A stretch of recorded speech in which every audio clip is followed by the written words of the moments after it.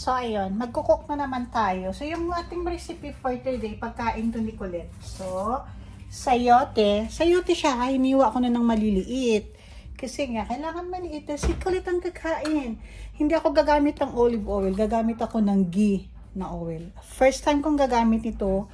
So, ayun na nga. So, lalagyan natin ng turmeric. So, eto, masala siya na vegetable masala. So, then, paminta, braised chicken, and salt. Oh, siya pa. Diyos ko po. Sibuyas. Ano nga to? Bawang at kamatis, yun lang. So, sa nga nagtatanong, bakit ako hindi magamit ng chicken cubes? Kasi may nagtanong. Ganito yun. Kaya hindi ako nagamit ng chicken cubes. Ayaw ng asawa ko ng chicken cubes. Okay? Hindi ako. Asawa ko. Kasi nga, oo nga naman. Sila kasi, hindi sila nagamit ng chicken cubes. Never ko kasi nakita din yung mother-in-law ko na gumamit ng chicken. Hindi sila. Masala lang talaga sila. So, lalagyan natin ng kunting ghee. Kunti lang, ha? Kasi, first time kong gumamit nito, hindi ko talaga. Nakita ko lang siya kahapon. Nag-sale siya. Ganun.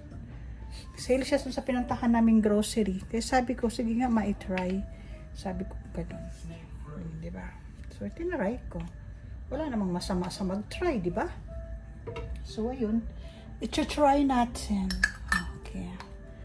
Ano ba yun? Ngayon, ilalagay na natin yung ating sibuyas. Sibuyas ang ilalagay ko kasi masyadong ayan, sibuyas. Kita niyo ba?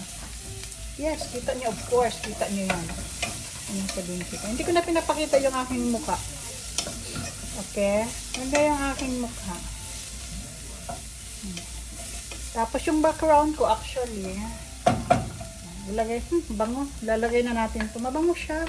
Mabango yung ang naaaroma ko ngayon yung ghee. Mabango pala. First time ko kasing gumamit nito. Actually, olive oil ang ginagamit ko sa anak ko. Tapos may nakita kasi ako sa video din sa YouTube na maganda daw gumamit ng ghee paminsan-minsan para sa baby. Sa toddler. Pero kasi sa atin sa Pilipinas, di ba? Lumaki din naman ako ng wala ang coconut oil, wala ang kung ano-ano. Pure mantika talaga sa atin. O, di ba? So, ayun. Lagay na natin siya. Tuloy-tuloy na yan.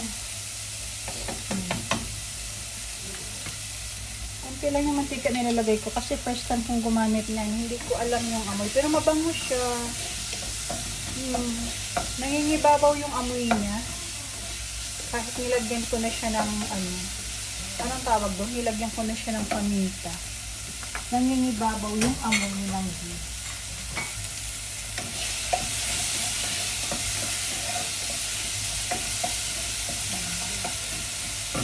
Ngayon, ilalagay ko na yung aking chicken.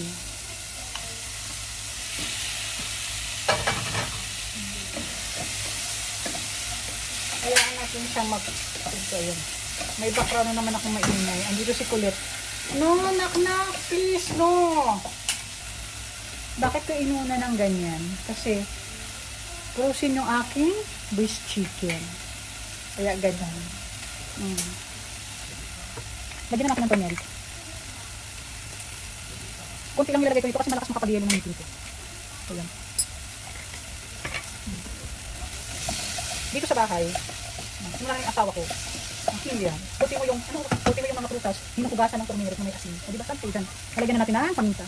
Hindi ako nagamit dito ng paminta na, katulad sa atin yung buo. Ginagamit talaga. Ayan, giniling. Galing pang India yan, pinadala ng mother-in-law ko. Nung nauwi kami ng India, ayan, sinasabi, magtatanong sila kung ano kailangan. Pag sinabi ko kailangan pa ng ganito, ng ganire, ayan.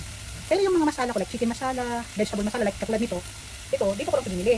Ano siya? Huwag natin magtinibran. Matagal ko na yan siya binili. Diba? Pati itong asin yan. Dito na yan sila binibili. So, ganyan lang ang kadaling magluto. Mix. Pero kasi talaga ang luto sa kanila, alam yung ginagawa? Anong tawag dito? Pagkalagay sa kamatis, sa kanila lagay yung masala. Para, So, ngayon, hayaan natin ng konting madry, mag-isa siya. Ito na yung masala. Pagkatapos, saka natin siya lalagyan ng ating tubig para maluto talaga yung manok. Diba? naglalaro yung aking bulinggit, ako magaluto. Dahil mamaya, pag tinumpak na yan, wala na akong magagawa. So ngayon kasi okay pa siya. Ano pa siya sa feeding natin. So ayan ha, lagyan ko ng konting tubig at hayaan kumulo ng kumulo. Kunti lang naman na yan, oh. Pakukuluin muna natin siya. So may tangin kulay. Oh, di ba? Ganyan. So walang sili kasi ang pakain niya, anak ko. So di ba? So yan ay consume na ng good. Kalahati nitong gulay ilalagay sa freezer. Tapos yung kalahati, yun yung consume niya ng good for 2 days. So, di ba?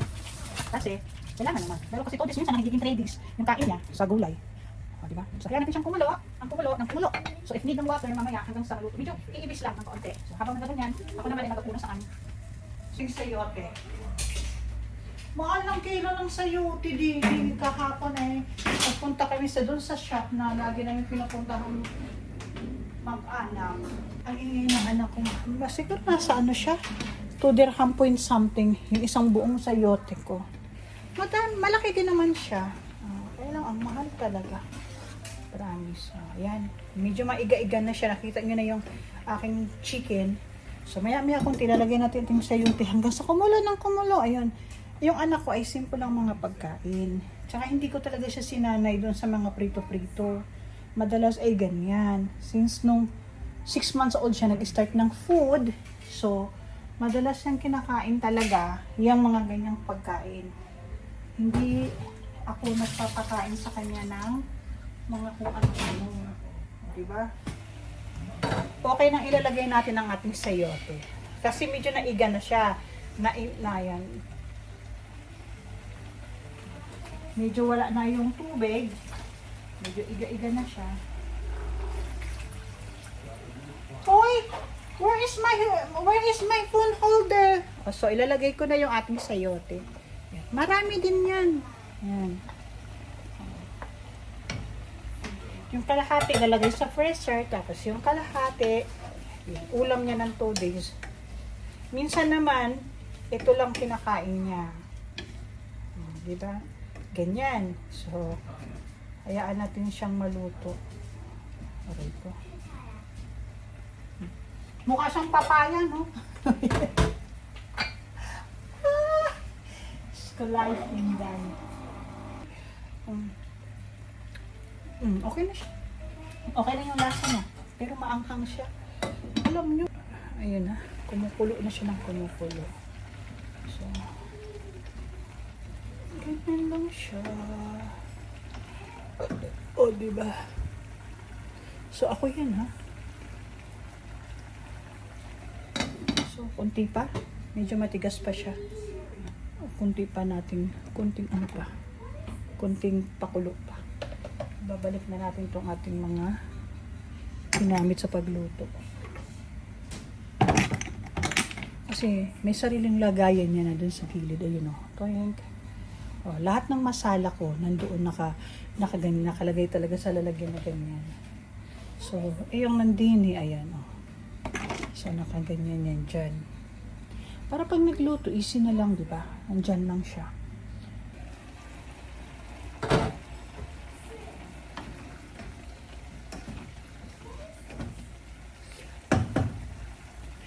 Oh no, nakaiga na siya.